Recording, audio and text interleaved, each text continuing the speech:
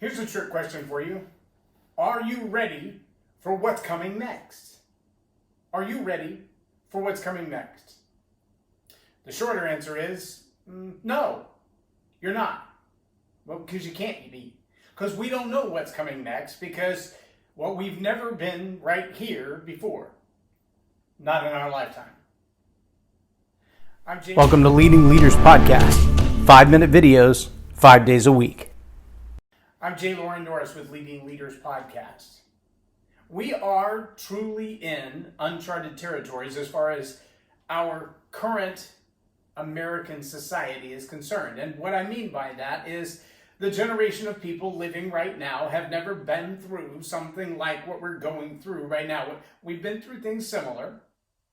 Areas that have been hit by natural disasters like the storms of the Northeast and the hurricanes of the South and the earthquakes of the West and the tornadoes. Yes, we've been through disasters. We've been through looting. We've been through society seeming to break down for a temporary period of time. But we've never been in a place, not in my lifetime, where the government has actually told us, hold up, stay home, don't do what you've always done, don't do what you're doing today. In fact, stop doing that. Now, maybe you've heard the old adage, I guess it would be maybe called an anecdote, of the guy who goes to the doctor. He's like, doctor, my elbow is killing me. And the doctor says, well, what do you mean it's killing you? He's like, every time I bend my arm like this, it just hurts so bad I can't stand it. And the doctor says, what? Well, stop doing that. Well, if it's meeting with people and having coffee and hanging out that spreads the coronavirus, well, stop doing that. If it's meeting with people and hanging out and having coffee that provides your income and you stop doing that, from whence cometh said income? How are you going to make money if everything you've been doing to make money can't be done that way anymore?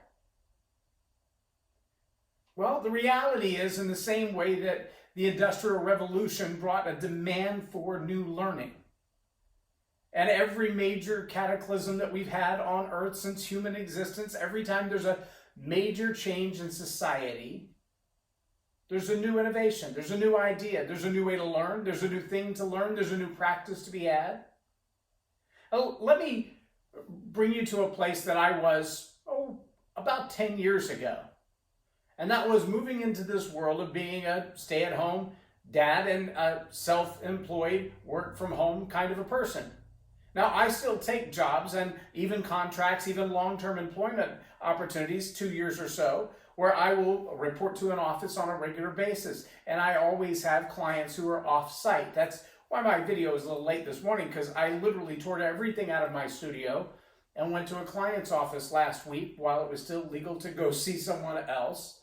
And the two of us at a time in their office, converted to a studio, recorded all the training videos that they're going to need over the next 4 to 6 months in order to continue their level of business as it is. Why? Because status quo isn't. What you always have done will not be the same. Not everybody has the technology that I have in my studio, my living room studio, to be able to do what we do, to create online classes, to be able to do the training via Facebook. Now, there are a lot of people who've picked up their phone and started doing Facebook Live because they had nobody else to talk to. And some of those have been very beneficial, and some have been somewhat entertaining, and some have been, hey, me too. I want to challenge you as leaders to make sure that what you're doing in your daily routine doesn't get so far off course that when life does come back to some semblance of normal, you can't move right back into the flow. So being a stay-at-home person, work-from-home person, still requires that you get up. I have this routine of getting up every day with my wife, because she does work in an office, every day at 5:15. We get up, we start our routine, we make our morning, she goes off to work, and I go to edit video. Then I have a place in my home where it's designated that that's what I do at that place. I have another place in my home where I sit and I read and I study. And I have another place where I take a working lunch break. Yes, a working lunch break. I turn on the TV, I turn on the documentary so that I can learn. I eat my lunch. In an hour and a half or so, I turn the TV off and I go back to working on videos or creating new content or writing a book. But see, it's those routines, the same kind of routines that you might have at your office, the same kind of expectations that you might have if you had to show up at a job somewhere. I have those same kind of routines, and I want to encourage you in this time that you're stuck at home, so to speak, block out some time and say, this is the time that I'm going to work on this project, and this is the time that I'm going to focus on resting for a minute and taking my lunch and not trying to do 15 things at one time. And maybe it's a working lunch, but it's still not scattered and hurried. And then this is the time I'm going to work on this. And take this time to do the job that you're being paid to do if you're actually allowed to work from home, but also take this time to make it an opportunity to improve yourself. I think it was the year 2000. It was right around the year 2000, shortly after that maybe, that Tom Peters wrote a book called Brand You 50. I have it over on the shelf somewhere. If you don't have that, go to Amazon and have them deliver you a copy of Brand You 50. He makes a very profound statement 20 years ago about the changing work face of the American economy. And he says it like this: the idea of job security is a myth.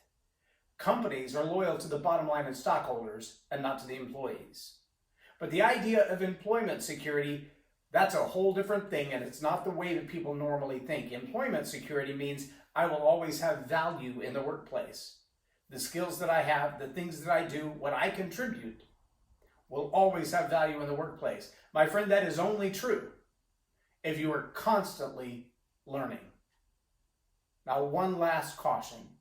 While you're learning, don't do it in a vacuum.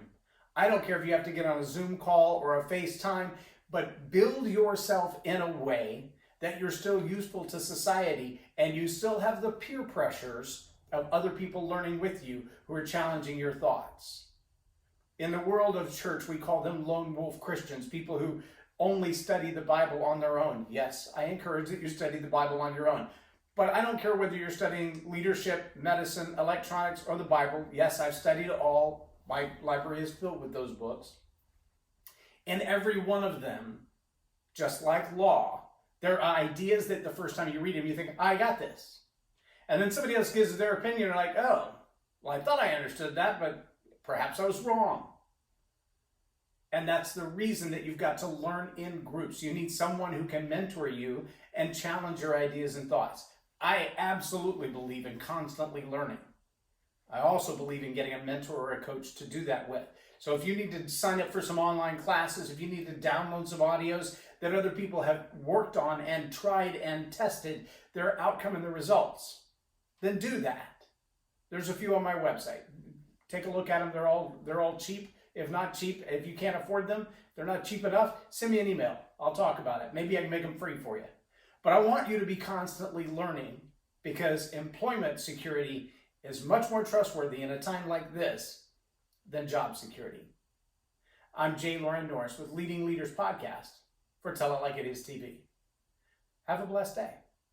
Subscribe now for our extensive video library of leadership lessons promoting faith, family, and freedom.